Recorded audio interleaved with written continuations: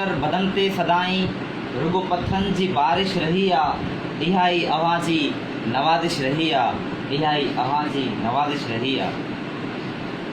ज़मानो बि ज़ख़्मनि खे गुलज़ार चए थो, इहा ई सितमगीर जी साज़िश रही आहे, इहा ई अव्हां जी नवाज़िश रही आहे।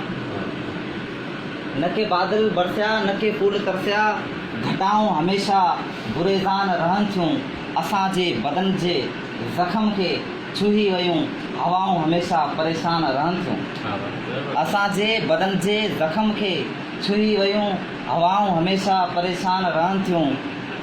असांजो मुक़द्दर इहा थर जी वारी जा हर पल उजाड़े हर पल ॾुखाड़े वरी आसमान ॾांहुं उॾामी रही आहे, खामी रही आहे, विकामी रही आहे।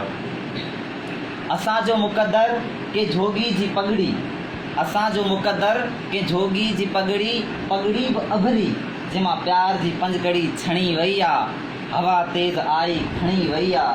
असांजे त नसीबनि जा टोपाई उजड़ियल, असांजे त नसीबनि जा टोपाई उजड़ियल, खिज़ाइनि जे मौसम जा नगरी सां नाता सदियुनि खां ईअं ई सलाड़िया अचनि पिया, असां ॾे त कातिल वलाड़िया अचनि पिया। इहो सिंध साॻी, इहो सूर साॻियो, इहो दस्ते मंशूर ऐं कातिल साॻियो, इहो रिंद सां साॻी, इहो पंध सां साॻी, अड़े ज़माना असां सां इहो गंद साॻी। जॾहिं बि कंहिं धरती मथे दांह कई आहे, असां त मथे खां मथे बांह कई आहे। उशाकनि जी महफ़िल मां उनपल उथियासीं, कंहिं हुसन जी हदाइनि रोकियो असांखे, उन्हनि जी अदाइनि रोकियो असांखे। कढियोसीं बेवफ़ा जो बदन भाकरनि मां, के कोमल जी ॿाहनि रोकियो असांखे। लड़ियासीं त लश्कर सां लड़ंदा रहियासीं, लड़ियासीं त लश्कर सां लड़ंदा रहियासीं, न ॾेहा डुलियासीं न राजा रुलियासीं।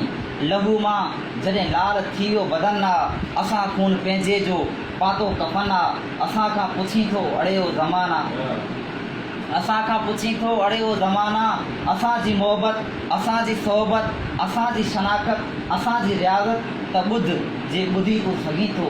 हीअ सिंध समूरी सजदे जे लाइक़ु रही आहे, तो वञी पंहिंजे ख़ितवा फ़रोशनि खे चइजां, हिन चरियल चंड खे चुमी ॾेई छॾी आहे, चुमी ॾेई छॾी आहे।